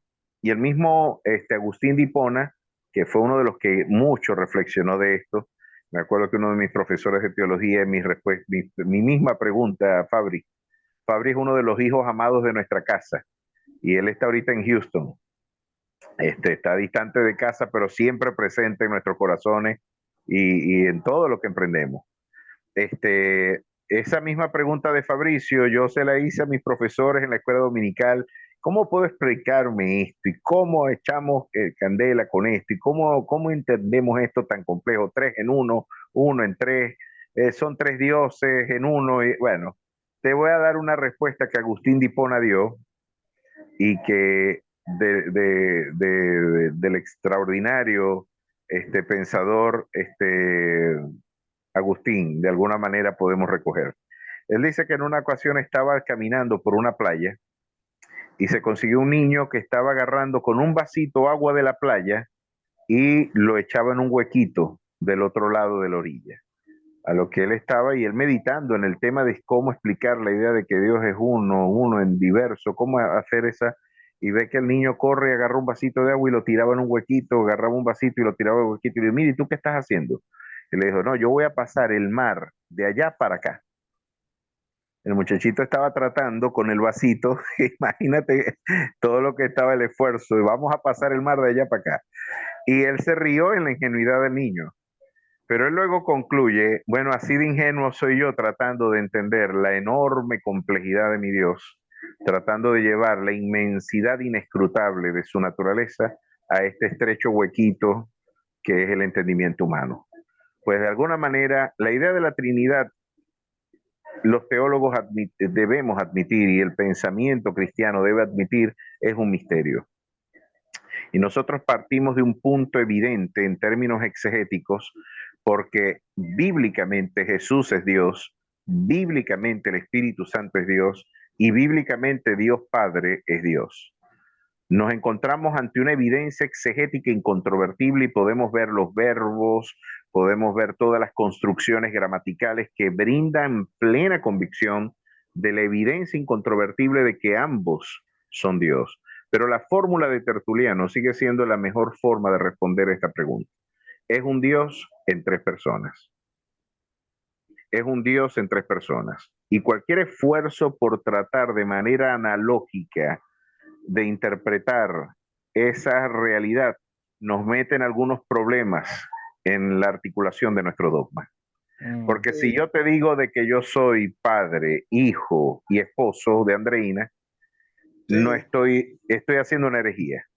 Sí, pastor, ¿y sabe qué? Estoy ante un modalismo y estaría ante una aberración teológica porque estaría negando el carácter personal de cada uno de ellos, pero decir que son 3 es una negación de su unidad. Estamos ante un misterio que de alguna manera, como en lógica, tenemos axiomas evidentes e indemostrables. El sistema teológico cristiano también tiene sus axiomas desde el cual parte. Como toda actividad académica tiene puntos de partida evidentes e indemostrables, por eso la lógica es una herramienta tan poderosa para la investigación teológica y filosófica, para un apologista sin lógica está desarmado. Está absolutamente desarmado. Bueno, así como en cualquier tipo de actividad académica hay un punto de partida arbitrario del cual se deriva en un sistema de verdades, de la misma manera en nuestra teología tenemos axiomas y principios evidentes y quizás también indemostrables del cual parte nuestro sistema de pensamiento, y desde esa presuposición construimos todo un bosquejo de interpretación integral del mundo. Pues uno de ellos es la doctrina de la Trinidad. Ese principio evidente en términos exegéticos, pero indemostrable en términos plenamente racionales. Sí, sí. Te escuché. Gracias, pastor. Gracias por la respuesta. Y usted sabe que en estos días le escuché un pastor que es de sana doctrina, ¿no? Que decía, nosotros cuando oramos a veces le decimos al Señor, Señor, gracias por la sangre que derramaste en la cruz para limpiar nuestros pecados. Y Él no fue el que la derramó, el que la derramó fue Jesús. Entonces, ¿cómo podemos entender? Por Dios, Dios estaba en Entonces, Cristo reconciliando a sí mismo con él. exactamente. Por Dios, claro, claro. No, Sí, no, y es entonces, lo que creo que en una muy oportuna, Dios estaba haciendo a sí mismo objeto sí, propio de su juicio. sí. Es un Ese fue Sujel misterio, Michelén, es un misterio. se lo escuché a Sujel Michelén, ese comentario. El Esa Michelén, anécdota. Ah, sí, claro, claro, claro. No creo que Suheil incurra en eso. No, sí, no, muchacho, es una de nuestras vacas sagradas. No creo que Suheil le haya pasado eso. Pero eh, no, no, te entiendo. Y hay que tener mucho sí, cuidado, porque hay auténticas herejías tratando de dar una interpretación racional, entre comillas, de ese enorme misterio. sí. No, agradecido, pastor. Muchas gracias, muchas gracias. Amén. Bueno, no sé si por ahí quedará alguien más pendiente. Creo que estaríamos bien, Jorge, ¿verdad? Sí, vale. Entonces, si no hay más preguntas, me gustaría que tú mismo nos despidieras con una oración. Fue ex cátedra, dicen por ahí. La declaración de Sujel. Así. No, chicos, tenemos grande estima por nuestro querido hermano Suheil. Grande Sí. estima. Bueno, hermano, Sí. para terminar, entonces despídenos con una oración y Oremos. nuevamente agradecerte por esta excelente clase y esperamos volverte a ver por acá más adelante. Amén, con el favor de Dios. Dios y Padre Celestial, gracias. Gracias por este momento, esta ocasión, esta gloriosa y maravillosa bendición de poder transitar por maravillosas verdades, oh Dios, por el esfuerzo que nos une, oh Dios, como creyentes en nuestro continente, de poder presentar defensa ante todo aquel que demande razón de nuestra esperanza. Ayúdanos, al igual que a Sadrach, Mesach, Abednego, Daniel en la corte de Nabucodonosor, ser hallados, oh Dios, como tu palabra lo dice, 10 veces más sabios que los sabios de nuestro tiempo, con el propósito, el único propósito de poder presentar defensa de las cosas que entre nosotros son ciertísimas. Permítenos, oh Dios, permítenos, bajo tu dirección, maravilloso Espíritu de vida, orientar nuestras mentes, nuestros entendimientos, porque la soberbia, el pecado nos desvían, oh Dios, de muchos de los objetivos que tú has trazado en la eternidad de tu amor para nuestras vidas, pero confiamos que tu fidelidad será suficiente para la consecución de eso que has comenzado en nosotros, Señor. Porque el que comenzó en nuestras vidas este propósito lo perfeccionará y lo consumará sin duda en Cristo Jesús. Yo te doy gracias por cada uno de los jóvenes que con inquietud, con deseo fervoroso de conocerte, de poder exponer tu palabra y anunciar tus virtudes, se han acercado a este lugar, oh Dios, para poder seguir creciendo en el conocimiento de tu gracia, de tu verdad, y poder dar una defensa, como decía también Judas, de contender ardientemente por la fe una vez dada a los santos. Creemos, oh Dios, que tú eres la respuesta concluyente a la condición del hombre. En ti esperamos y en ti confiamos, Jesús. Amén y amén. Amén. Bueno, gracias a todos, que el Señor les bendiga. Gracias, hermano. Los esperamos en la próxima clase de los argumentos para el arte de argumentar.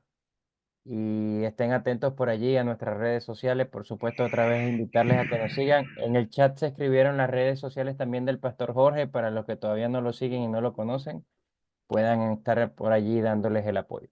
Y yo, sin más que decirles, bueno, me despido, que tengan buenas noches y les bendigo. Gracias Dios a les todos. bendiga. Gracias, pastor. Bendiciones. Dios me les bendiga. Hasta luego, pastor. Gracias a todos. Buen Un tiempo, buen abrazo, tiempo. Fabri.